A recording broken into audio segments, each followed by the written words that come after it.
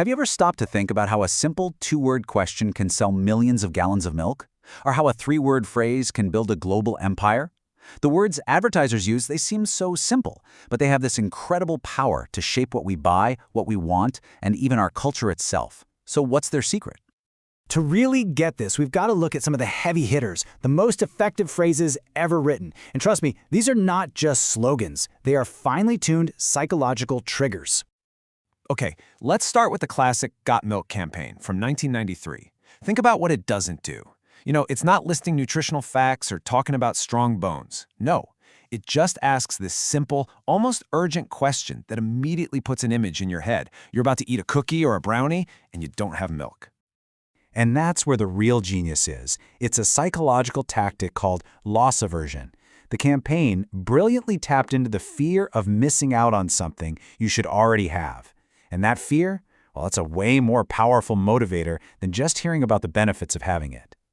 And then, of course, there's Nike's legendary slogan from 1988, "Just do it." I mean, it's so much more than a tagline, right? It's a command. It just cuts right through any excuses. It's a challenge, pushing you to be better. And it's an invitation to join this whole mindset of achievement. It's the same thing with Apple's campaign. This was never really about selling you a computer. It was about selling you an identity. The message was, if you use our product, you're not just a customer. You're part of this exclusive club of rebels, thinkers, and innovators, the ones who change the world. So how do they do it? You've got to know. These campaigns are not happy accidents. There is a very carefully crafted playbook at work here, one that's designed to bypass our logical brain and talk directly to our emotions. All right, let's open up this playbook. See, advertisers have absolutely mastered the art of selling you something much bigger than just the product. They're not selling you sneakers or a phone. They're selling you determination, rebellion, happiness. And you can see it right here. Nike is selling you empowerment. Apple is selling you individuality. And they pull this off using a whole toolbox of powerful language tricks. One of the most basic and most effective is called association. So, this technique is all about creating an emotional transfer. An ad shows a group of friends laughing and having a great time while drinking a certain soda. Your brain sees that, and it starts to connect the feeling of joy and connection with the soda itself. The goal is that next time you see that can, you feel a little echo of that happiness.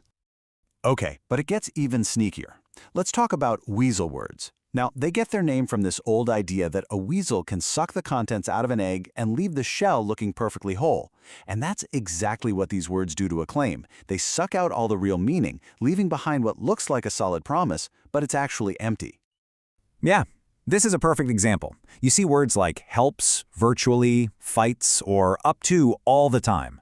They create this illusion of a guarantee.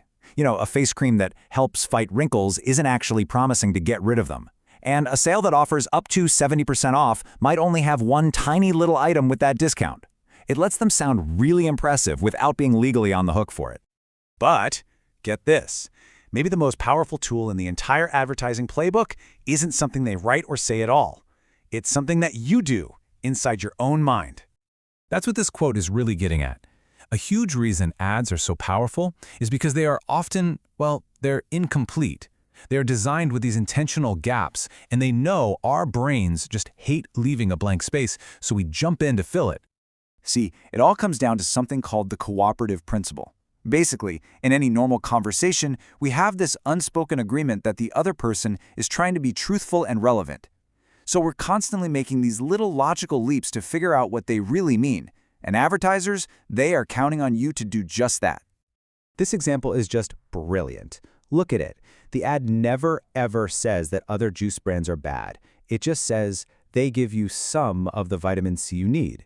But your brain automatically kicks in and thinks, why'd they say some? If their competitors gave you all the vitamin C, they wouldn't have phrased it that way. So the other guys must be inferior.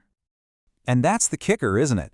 We think the ad is persuading us, but really, we're doing the heavy lifting.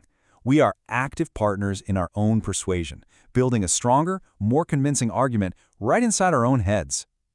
So when you realize they have this incredible power to guide your own thoughts, you have to ask a pretty serious question. At what point does all this clever persuasion cross the line and just become straight-up manipulation? A lot of advertising today works by creating this artificial sense of need. It's designed to tap into our insecurities, to whisper in our ear that we're not quite smart enough or attractive enough or happy enough. But hey, this one product, this is the key. This will fix you. And this gets even deeper, right down to our brain chemistry. The simple act of buying something new can trigger a release of dopamine. That's our brain's feel-good chemical. It's a quick hit of pleasure, but it's a very short-lived high. And when it fades, we're often left just wanting the next one. There's actually a name for this. Psychologists call it the hedonic treadmill. It's this endless cycle where we're always chasing the next purchase, the next experience, just to feel that same level of happiness. Now, advertising didn't invent this treadmill, but it is incredibly good at speeding it up and making sure we never get off. Okay, so after hearing all that, what are we supposed to do? The point of all this isn't to make you cynical or to tell you to hate all advertising. That's not it at all. No, the real goal is to simply be aware. It's about recognizing the playbook when you see it.